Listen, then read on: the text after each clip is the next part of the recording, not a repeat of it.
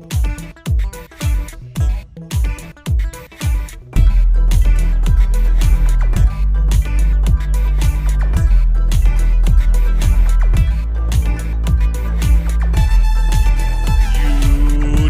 Spurs of America, with your hosts, Michael and Jacob.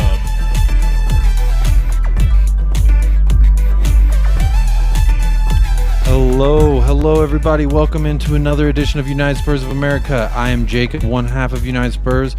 If you can't tell, I have a new guest with us. You're technically the first guest to ever appear on the podcast, not the live stream, but the official United Spurs of America podcast. Josh Pavitt, Josh the Tottenham guy, is in the house. How are you doing, my friend?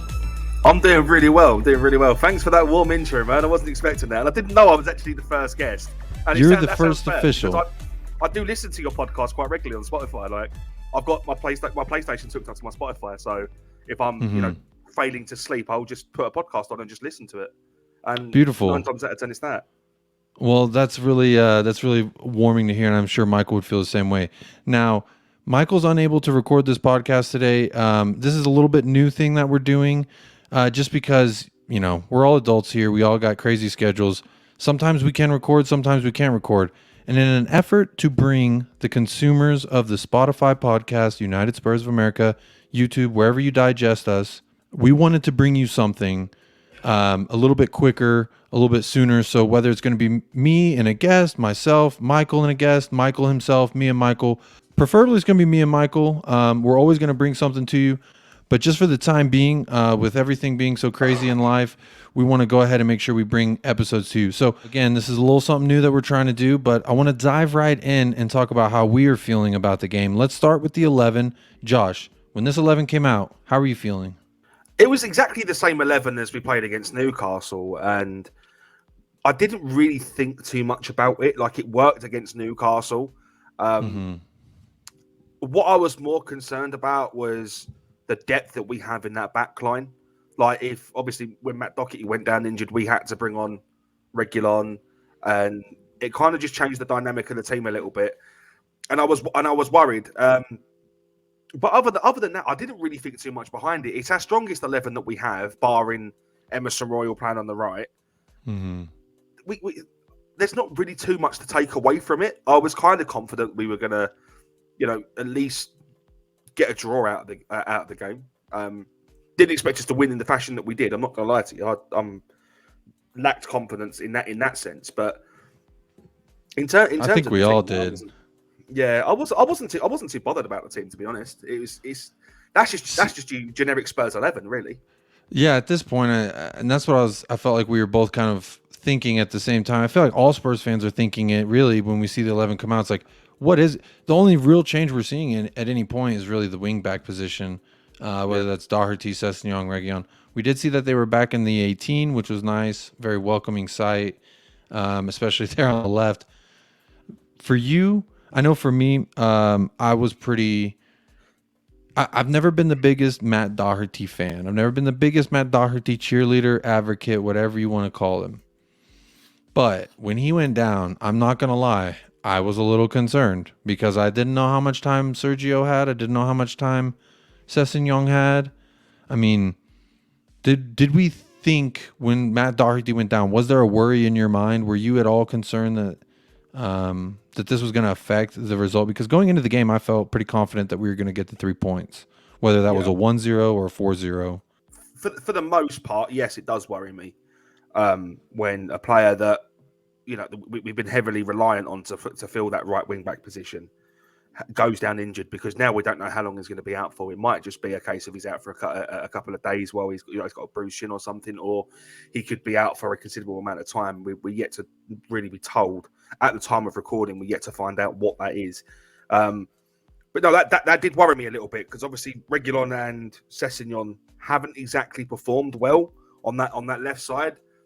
And I think Doherty playing there kind of added that extra depth, that extra kind of element of attack that we needed on that left-hand side. That's just my personal opinion. But what I was more concerned about, it wasn't necessarily the Matt Doherty injury that really concerned me. It was when Harry Kane went down in the second half, clutching his shin, and we were all sitting there like, it's sort of squeaky bum time a little bit where we'd be sitting there like, oh my God, what's going to happen now? Like if Harry Kane's injured, we're done for. But luckily, it was nothing. That's something we've been dancing around. It feels like this entire season, basically since we've failed to bring in a backup striker. Yeah. That is definitely always a worrying sight to see when Harry Kane's on. Sometimes I also wonder how much of it is just him embellishing the fact that he got a little contact and he's trying to help the team either time waste or maybe pick up a yellow for the opposition. I'm curious. Like I know Højbjerg does it a lot. I know sometimes Højbjerg will go down and he'll act it up a little bit just for the referee's sake. But it also brings me to an interesting. Did you see the part where Tyrone Mings put his hand around Højbjerg's throat and pushed him? Definite red. Definite 110% red. Why he was not sent off for that, I have absolutely no idea. I mean, I'm watching it on the TV and I'm just like, the ref was right there. He saw that. And then I started thinking, if Højbjerg was any different of a character, he might have gone down there and we probably could have gotten the red out of it. Yeah, no, exactly. And this is where things like VAR should really come into play and monitor these kinds of things. Any contact with someone's hands from the shoulders above, like if you shove someone, it's not really that big of a deal. Things get heated in football. We've seen it happen. But when you put your hands around someone's throat, that's a different kettle of fish in its entirety. Like you don't do that. That is not football. It was disgusting to see, and it was disgusting to see how the ref didn't send him off. I thought it was vile. If the shoe was on the other foot and it was Højbjerg that put his hands around Tyrone Mings' throat, for a fact Højbjerg was getting sent off. No, 100%. That's another good topic, I think, is the refereeing in this match. It just seemed from the first 45 minutes, we couldn't touch the ball for more than 2 seconds without someone sliding 2 feet on us. Yeah, I don't know. I knew it was going to be a physical game. I'm kind of texting one of the group chats with Stelios, and I'm like, hey, like, why are we looking so shaken right now? Why are we looking like, they're playing physical and we look a little afraid in the first half? That's how I felt. And I'm texting Stelios that, and he just says, bro, we're not falling apart. This is just what pressure looks like. And, fair play to the villains. They definitely high pressed us, and it seemed like we were struggling with that for a lot of the first half. And honestly, Hugo Daddy Lloris. I mean, this man standing on his head, 7 saves in 45 minutes. Josh, tell me your thoughts first of all. Just how amazing, how fucking great is Hugo Lloris? Like, I mean, you said before we started recording that you were going to ask me this at the very end, and I'm going to tell you now. Hugo Lloris was my man of the match, 110%. He is the reason that we did not lose this game 5 or 6-0. We gave away so many opportunities to Aston Villa, and I'm surprised that they didn't capitalise. Even Danny Ings missed, and Danny Ings is the definition. He's the human incarnation of Spursy. Like he always finds a way to score against us. That's why my prediction I said on the live stream of United Spurs of America live stream hosted by Tottenham Way, I said this guy, if he's playing, which he hadn't been playing, I think he had an injury and then the birth of a child, maybe. I don't know. I don't really pay much attention to him. All I know is when it comes to us, he loves scoring against us. There's some players who just find a way. They just know how. He's born to do it. So this guy, for me, when I saw him playing, I said it's probably going to be 4-1. He missed the one that he should have scored to make me correct. Now, I'm glad he didn't. I'll take the clean sheet. It was an absolute sitter as well. I'm sitting there thinking, how did he not score that? How did he not score? He wasn't the only one also, right? Who else? Ollie Watkins looked like trash in the box. And Ollie Watkins is someone that I've often said I would like Spurs to go out and get. Which he showed me why everyone who bashed that thought why they might be correct, because he did not have any composure in that final third. I thought Philip unfootball related, but this is a personal matter. Ollie Watkins is an Arsenal fan. I don't want him at my club. I didn't know that. That's exactly. I mean, that's the beef I've had with Matt Doughboy since the beginning of time, is that he's an Arsenal fanboy. So you know what? I retract everything I say. I don't want Ollie Watkins either. You're right. But I do want to talk also a little bit about Jacob Ramsey. Now, what is he just really good, or is Emerson Royale just that bad? I think it's a bit of both. It's 6 of one and half a dozen of the other. There were times when, I mean, towards the end of the match, there were times when Emerson Royal did step up and he did look okay. He didn't look excellent, but he did look okay. But then for the majority of the match, Jacob Ramsey had Emerson Royal in his pocket. There's no denying that he had Emerson Royal in his pocket for the majority of the match. So, yeah, it's 6 of one and half a dozen of the other. I think Jacob Ramsey has that element of skill about him, and I think Emerson Royal just doesn't. In all honesty, I mean, Jacob Ramsey, 20 years old. Is this a guy we should be looking at? I know he kind of plays there on the left side, but he seems more like a midfielder. But in the final third, he seemed to do some creative stuff. There was at one point he sidestepped Royale and Romero at the same time. I mean, that's got to take some kind of poison skill, in my opinion, because Christian Romero, that guy was big dick in the whole game, and we all seen it. Yeah. I mean, I will happily hold my hands up and say that if I was the Spurs manager, then yes, I'd definitely look at him. However, I'm not. If Conte wants Jacob Ramsey, then we need to look at Jacob Ramsey. If he doesn't, then we don't. I am fully behind the manager at this point. I'm not. I would rather refrain from saying this player would be a good fit, this player would be a good fit, because there are so many players I can suggest. However, it's what Conte wants. It's not what I want. It's what Conte wants. So that's my stance on it.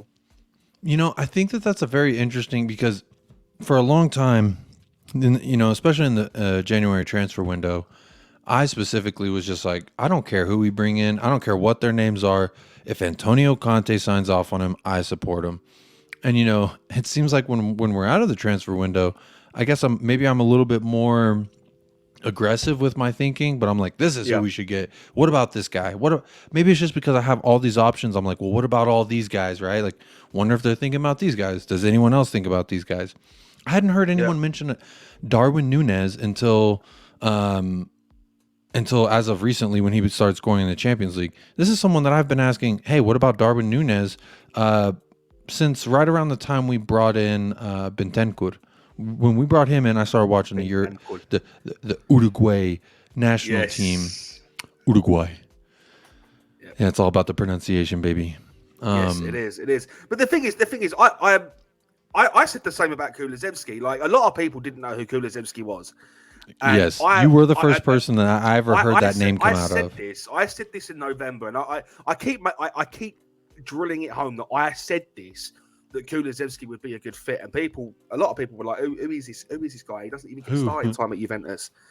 And I've actually got it clipped. I've got the clip on my phone that I literally make a point of it every single time someone mentions that Kulusevski's a good player.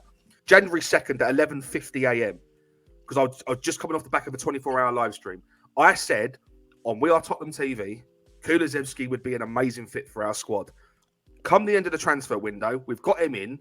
3 games in, people are chanting his name. He's got a chant about him, like give me a ginger from Sweden.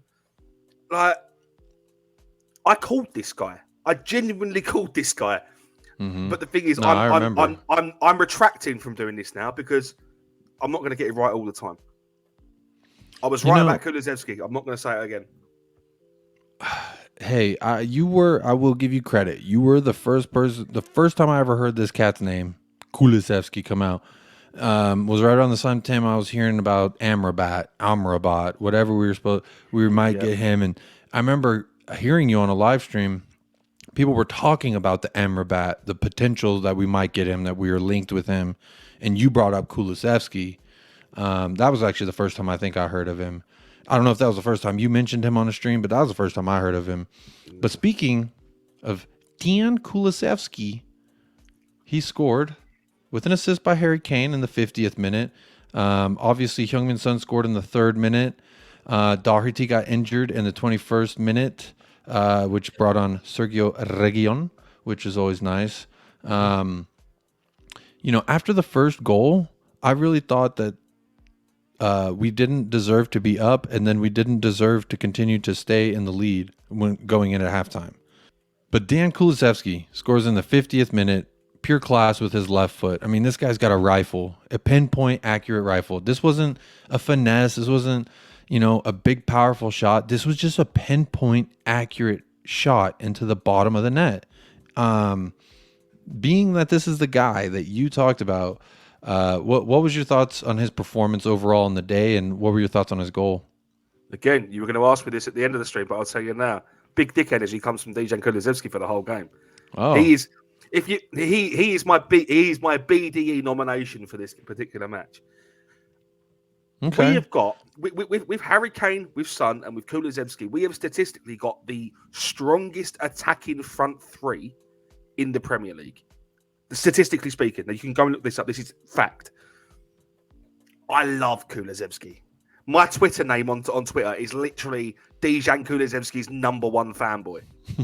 Like when people sit here and say that he's done, because there have been people that have sat here and said he's done nothing to Tottenham since he's joined. He's okay. Give him time. He doesn't need time. He's showing why this guy's well. He's 21 years old and we're writing him off. No, come on. He's not a Juventus reject. He's a top quality signing. Now, this is something that term, Juventus reject, that has gone around. Some people are offended. Some people stand by it. To me, I don't really give a shit, honestly, because when it comes to all I care about is what they do for Tottenham. Obviously, I have a little bias if you supported Arsenal growing up, because that's just like a questionable life thing, like a questionable characteristic of your life. But, like I've always said, when Matt Doherty wears that shirt, I hope nothing but success, and I hope nothing but the great things, because obviously he plays for my team. I want him to succeed. But I think Kulusevski, you mentioned it. He's 21. Emerson Royale, he's very young as well, easily written off.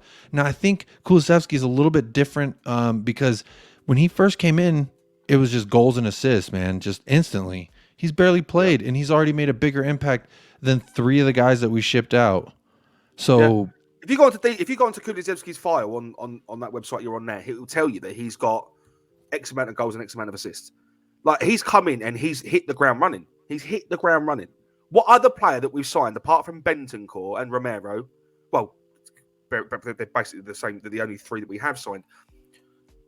He was barely getting start time at Juventus, was on the bench, and we've brought him in. Royale, for example, was at Barcelona, undeniably one of the biggest teams in Spain, and he can't even defend.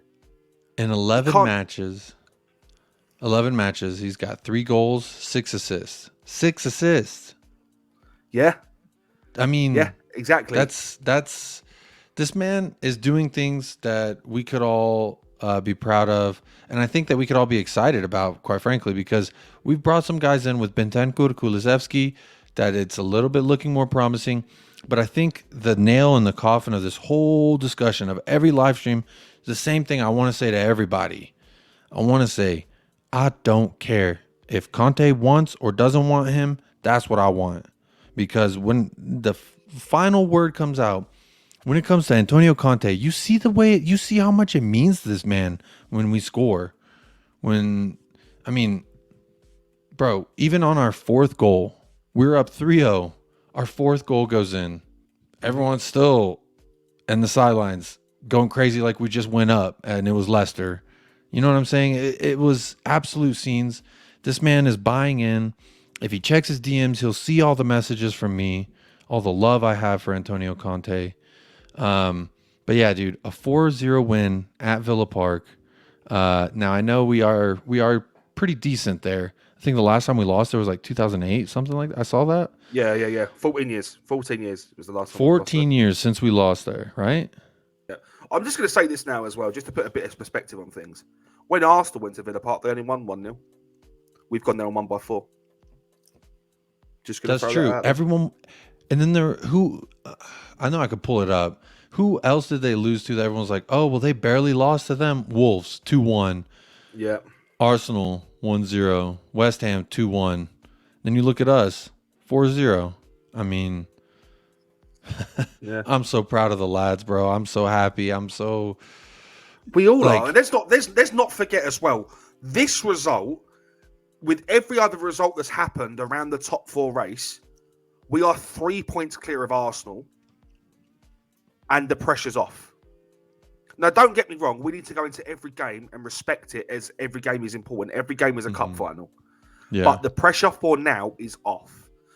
As long as we can go into the North London derby and come out with it 7 points clear, we have got top 4. Top 4 for me is on.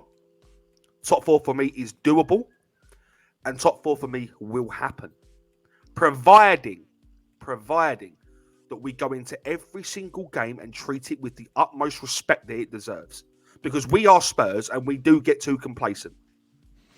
So we do have next, we have Brighton. We saw what they did to Arsenal over the weekend, which thank you. Now this subject you just mentioned, being in the driver's seat. This is something I want to talk about a little bit for a second. Now, I'm just going to play devil's advocate a little bit because I've been singing to Stelios and all the not negative, I'm taking that back. I've been singing to Stelios and all the people who didn't believe that top 4 was a reality, even when mathematically it was. I always said to them, we're not out, and you can't tell me we're not going to make top 4 until mathematically we cannot make top 4. Even if I was in United's shoes, I'd still be saying, you can't tell me we aren't making top 4 until we mathematically, it's impossible. So that's how I go into it, right? I know everyone's, perspectives and mindsets are different, but for me, that's how I go into it. So when we were in the driver's seat with games in hand and we fucking bottled it, we fumbled and mumbled and bumbled it all to hell. That to me, I took it hard, but I've never stopped believing. So my question to you, we are in the driver's seat again. How confident are you we can drive this bus to top 4? How confident are you with us behind the wheel again? Because it seems we are a little bit better with our backs against the wall. I'll tell you now. I've said this on multiple streams. I don't think it's top 4 that we're going for. We should be going for top 3. It's out there. We can still make it. Mathematically, top 3 is on, and with Chelsea imploding the way that they are, why can't we do it? I would love to see that because honestly, Chelsea at the beginning of the season after they got Lukaku, I was like, okay, it's probably gonna be like Chelsea, City, United, and Liverpool.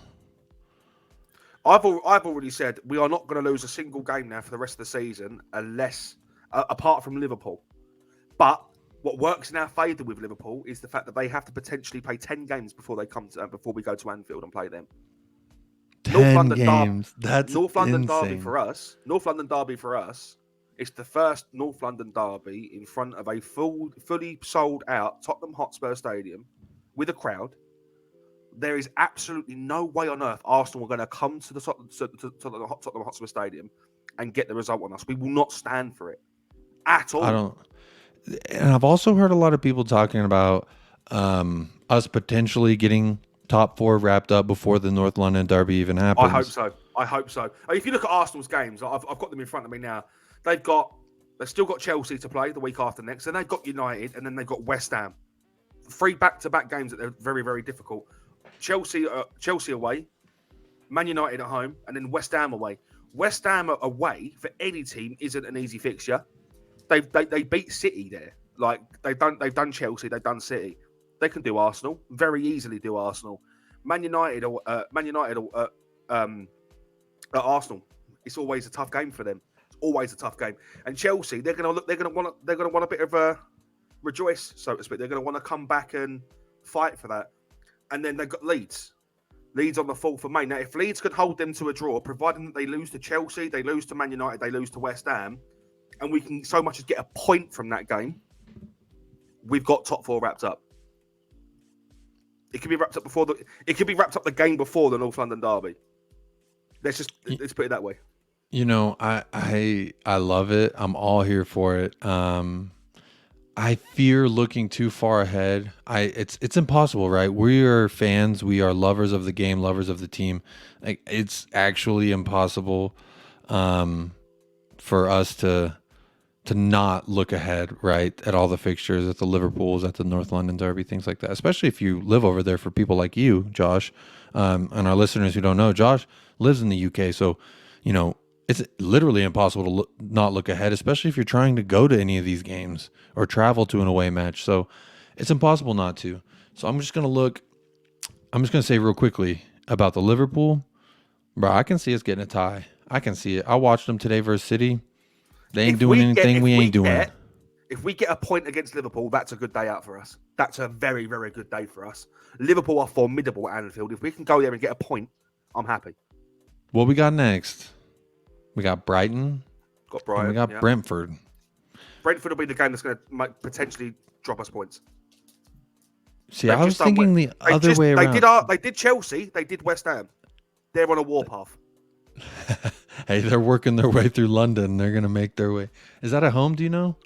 Or is that away? No, it's away. It's away. Now, they do have some home support there. I watched their season opener when they beat Arsenal. Yeah. That's another thing they had as well. A lot of support there. That's another thing as well. Arsenal didn't lose 3 games in a row for, I think, 30-odd years until the start of this season. So anyone that sits here and says that Arsenal ain't going to lose 3 games in a row, are they not? Done it before. It's easily doable again. And you know what? I think whenever they play Chelsea, whenever they make that game up, I mean, obviously you don't root for any winners in that match, but I can see Chelsea doing them in. Yeah, I can see Chelsea definitely doing them in. I mean, it's a tight race here at the top of the table. There's not anything that strikes me as important about getting top 3 over top 4. Yes, it's nice to get higher up the ladder, but they both guarantee one thing. They're the same thing. Champions League football. Exactly. Next year will be the year that we go hard or go home. And that's another thing that I think us as fans are really fighting and hoping for the top 4 race, just because of the implications that go along with that. The players that are going to be when we look at a guy like Jules Kound, he didn't want to come to Tottenham. He said, y'all are bums playing in the Conference League. I want to play in Champions with Chelsea. And that didn't happen, luckily. And now we are in a position we might be having Champions League football next year. And if that's the case, I'm so excited to be back to Champion League nights. But more importantly, I'm excited at the hope that we may spend some money and back Antonio Conte. Yes. That's what I'm most looking forward to. I mean, if that doesn't make your shorts just a little bit shorter, I don't know what will. Because I'm gonna make your pants wet a little bit here, Jacob. Right? Here we go. I've said this. If we get Champions League football and Daniel Levy backs Conte, Lautaro Martinez will be the next signing for Tottenham Hotspur. Oh my God! Could you imagine him and Harry Kane playing up top together? It's not just him. Conte will then play a 3-5-2. 5-3-2. Sorry. And he'll have Son playing the centre of the 3, Lautaro Martinez and Harry Kane up front, and they'll rotate. So they'll both all 3 of them will play that deep lying midfielder, that attacking midfield role. So if Harry Kane's getting marked, all he's got to do is drop back to mid. Son goes up front. If Son gets marked, Lautaro Martinez can swift over, and then Harry Kane can push up, and the Son comes back. It works a dream. We've seen it happen before with Conte. That's how he does it. It works a dream. It works a treat. If he can get it done, we are going to be dangerous next season. I'm stiff now. So that's without a Adama Traore. Hey, Adama ain't the only thing. He is one of the things, but he ain't the only thing. Okay, so I want to ask you next. You kind of talked about a little bit Harry Kane's kind of deep lying playmaking. I thought he turned out a very good performance, but for the first little bit, I thought he looked off a little, like his a little slow, maybe like a little slower to react. It seemed like he was more, I guess, less thinking about getting forward and more thinking about getting his teammates involved. Yeah. Now, when we were watching him starting to come on fire, it seemed like there was a beautiful little blend of the two, of him getting forward, of him finding those interlinking passes. This guy's the best striker in the world, in my opinion. And He's playing Kevin De Bruyne's position and his position.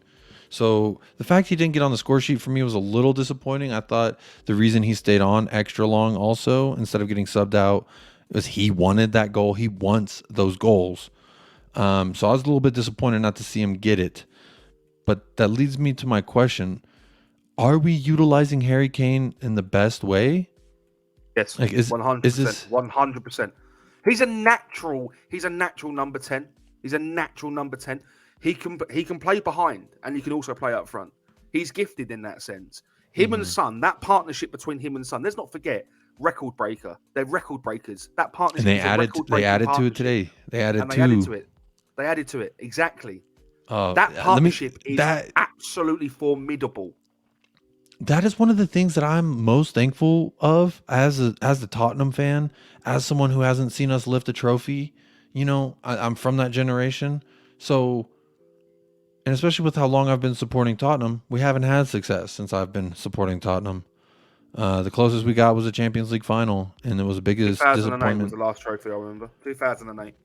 So, with that being said, this is something that is near and dear to my heart. Every time Harry Kane and Heung-min Daddy hook up for a goal, to me, every time you're witnessing history, you're witnessing a step further that they're pushing the goalpost for everyone else. And to me, that's soggy undie season, son. That is soggy. I mean, we saw it twice today. Like, that is... But let's not forget, son.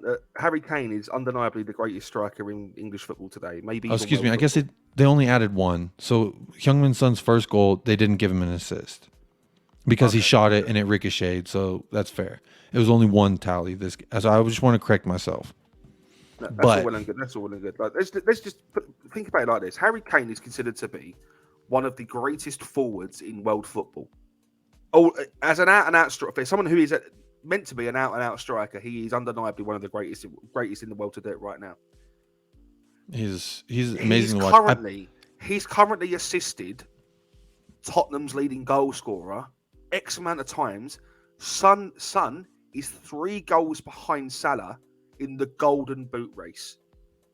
Son's got the Golden Boot this year, and it's because of Harry Kane. So Harry Kane, metaphorically, hasn't won the Golden Boot, but Son has because of Kane. Just going to throw that out there. I mean, these guys, it's peanut butter and jelly. Some people like a little more jelly. Some people like a little more peanut butter in their sandwich. But either way, when you put them two together, you're going to get a masterpiece. Do y'all eat peanut butter and jelly over there? No, we don't, but I have tried it and I do like it. It's okay. Maybe let me try that again for our UK listeners. It's like fish and chips. Yes. Some people like more fish, some people like more chips, but when you put them together, you get a masterpiece. Does that work better? 100%. 100%. Yeah, exactly. Well, I like the little bit of, people always talk about the fact that UK food doesn't have much spice. I'm here to say you're adding the spice to this dish, my friend, because you've come in, you've given us a little knowledge, you've given us some perspective from across the pond. You're our first official United Spurs of America podcast guest. So big ups to you. Thank you for joining. Thank you very much, everyone. We're going to sign it off here in a little bit. There's 2 things I need from you, though. I need your man of the match, and I need your BDE of the match. And don't be shy. Okay. Well, I've already answered both, but I'll say it again for the record. Yes. My man of the match is Hugo Lloris, because he's the man that stopped us from going 3 or 4-0 down in the first half. And I think ultimately we owe him that match. I think his performance it just showed why he's one of the greatest goalkeepers in the world, if not the best goalkeeper in the world.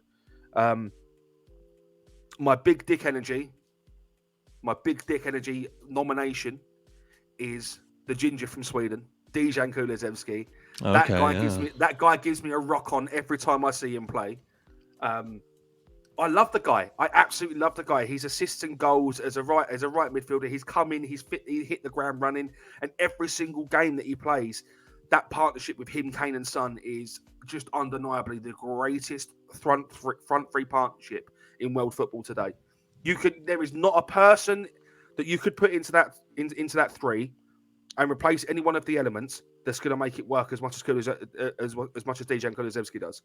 Like, it goes without saying. Dejan Kulusevski is the right fit for Tottenham, is the perfect fit for Tottenham, and is got potential to be the best player in his position in years to come.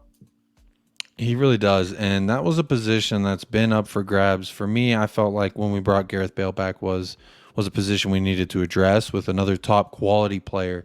Now, when you know how wet I am for Adama Traore, you know how much I adore that man.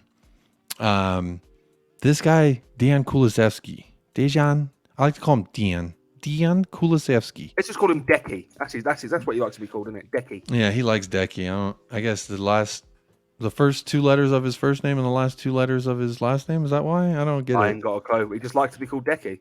Yeah, well, Decky. Oh, Long Decky. I'm going to call him Long Decky. How about that? Big Decky energy.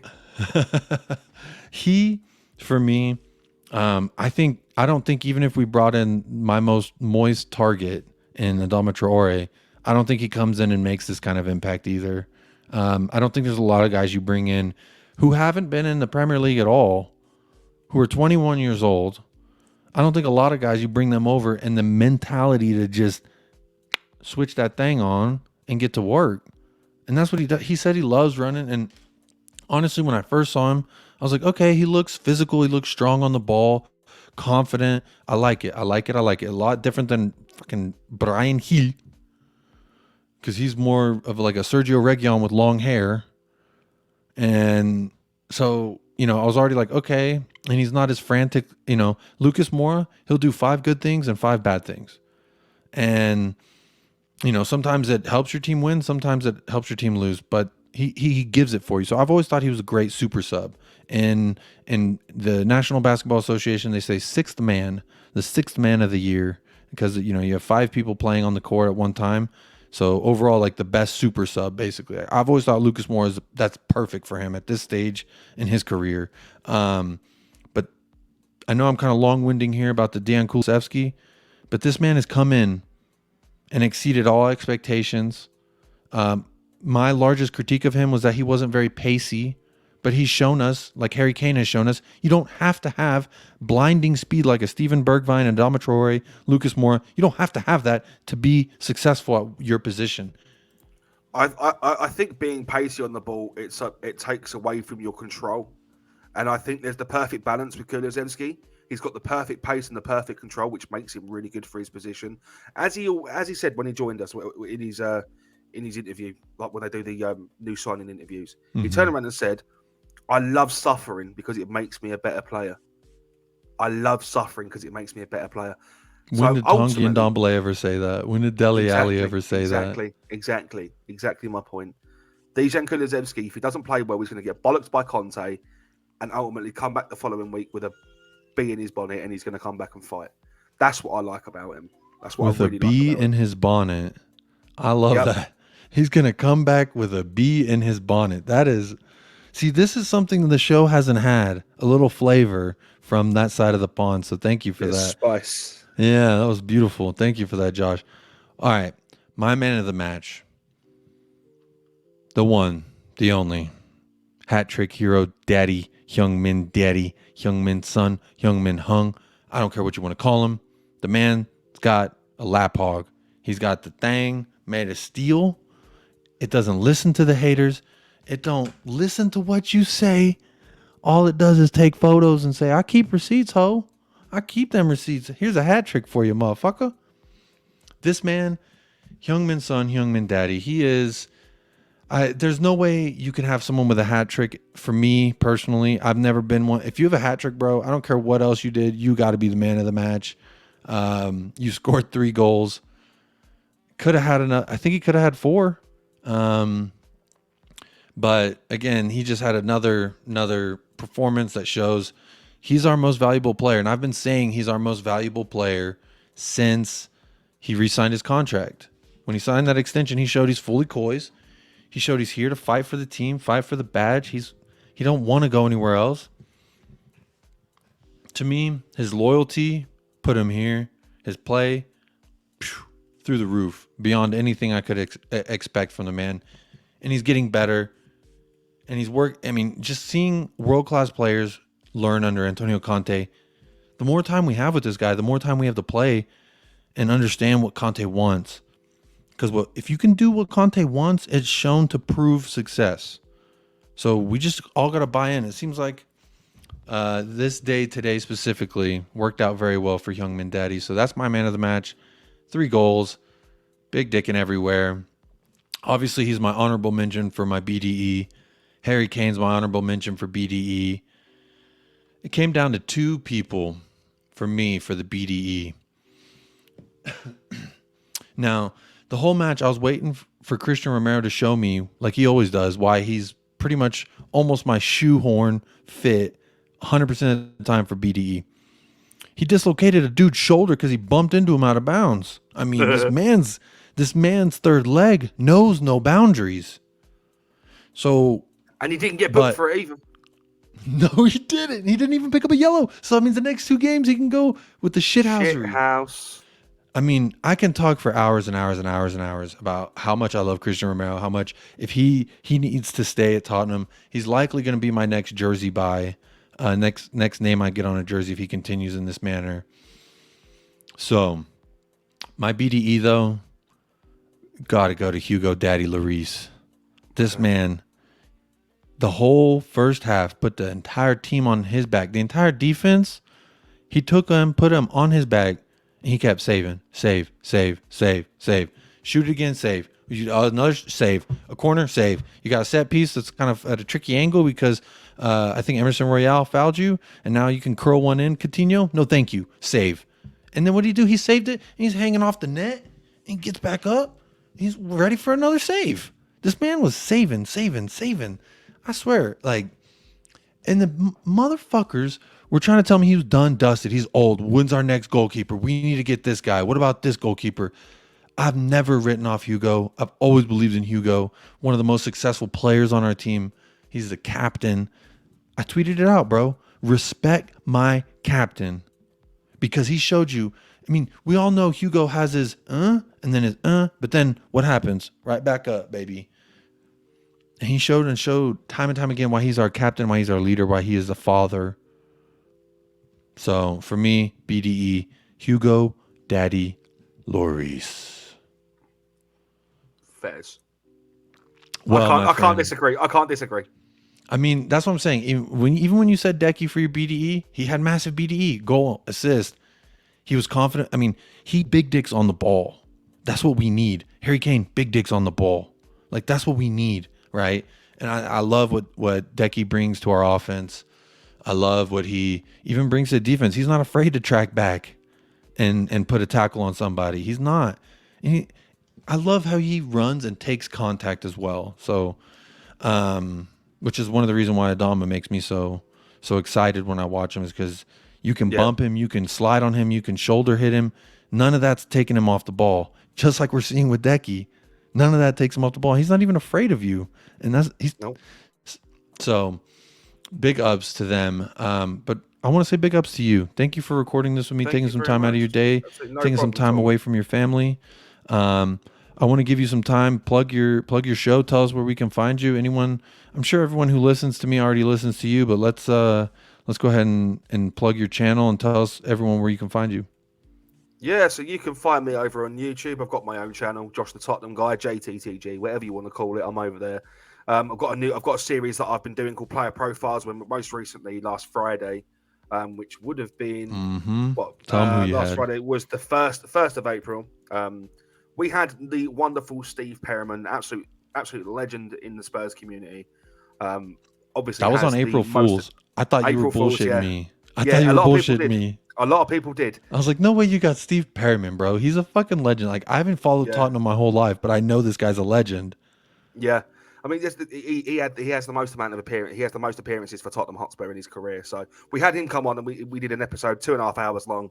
The guy can talk for England, but everything he says is just fantastic to listen. I could listen to the guy talk all day. So that episode is up. That episode is up on my channel. Josh the Tottenham Guy on YouTube, right? Yes. So it's Josh space Tottenham Guy. Yeah. Okay. Exactly that. You can also find me over on Twitter as well, at Josh Pavitt. If you're watching this on the video, on Spotify or wherever you get your podcast from. Mm-hmm. It is down below. That is my name there. That's my name there. You can follow me on Twitter over there. I'm more than open to come on shows. Yeah, if you yourself are a content creator, hit me up. I'm more than welcome to come on shows and talk Spurs, or just talk football, or just talk waffle, like the majority. Also, of the time. Creative design. I saw you on a stream. Yeah, I'm a graphic showing a bunch of really well, cool kits that you designed. Yeah. I know that's something you're interested in. You've shot me some mock-ups of our logo and stuff. So also get this guy up for your commission. You need some work done. Josh, always a pleasure having you on. Still waiting for you to join. Still waiting for you to join Michael and I there on the pro clubs on FIFA though. Yes, I'm waiting for an invite, bro. Oh yeah, we'll get there one day. Where I work nights as well. I'm gonna be up around the time that you two start playing, so it kind of slots in nicely. Okay, hey, perfect. I see. Sometimes you're on at Minecraft. I'm like, it's 2 a.m. my time. That's my son that plays that, and it's not necessary. It's not necessarily that he's playing it. It's more a case of the TV switched off, but their PlayStation's still on. Oh yeah, no, I know that. It just hasn't gone into rest mode yet. Yeah, man. Thank you so much for joining me, shooting the shit, giving me your perspective and your thoughts. It's always welcome here. Thanks for having me on, man. When's your next live stream? When's your next? I'm doing one literally in about 25 minutes from now at the time of recording. I don't really have a schedule as such. Where obviously I'm trying to flex everything around work commitments. But if you do want to know when I'm streaming, it'll be up on my Twitter. So I normally let people know hours in advance if I'm streaming that night. So come on, just keep an eye on my Twitter. That's where you'll find out. Beautiful. Well, there you have it. At Josh Pavitt, you can find all things. You can DM him. He's very responsive, very good guy. So thank you again. And thank you for everyone who's still listening, still with us. I want to give a special shout out to Faraz and Pete, our two sponsors. Also want to shout out 10-inch Allen, had the big dono on the live stream last week. 89.99 pounds. That's like $100. Wow. Like $100. Wow. So by far our biggest dono. Also, shout out Ellie, constant supporter of the pod. She's always super chatting as well. So, constant supporter of all channels, man. Constant supporter of all channels. Yeah, Ellie's great. No one is more Tottenham to me than Ellie from North London. So, also, I want to say, if you do want to support this podcast, the United Spurs of America, you can go on over to www.anchor.fm/United Spurs of America. There's a little button there. You can click on support, or you can also just listen to us on Anchor if you don't have Spotify or YouTube or whatever. So, with that being said, if you want to become a sponsor, we'll shout you out every episode. We'll put you in the raffle. We got some merch we're working on. Not coming out anytime soon, but once we got at least like 5-6 sponsors, we're going to start giving away some merch. So definitely want you to be a part of that. Again, anchor.fm/United Spurs of America. And if you're watching this on YouTube, why don't you hit that like, subscribe, comment, tell us what you think. We're stupid, we're funny, we got good comments, whatever. Just let us know. We're interactive. You can always find us on Spotify, United Spurs of America, on Twitter, at @USpursOfA. On YouTube, just Google or just simply type in United Spurs of America. It's right there. Really easy. Subscribe. Like the video. Share with your friends. But gonna have to sign it off here. Josh, I hope you know the routine. For Jacob, Michael of United Spurs of America, and Josh, thank you for joining us. And Josh? Come on, you Spurs! Come on, you Spurs. We'll see you next time. COYS.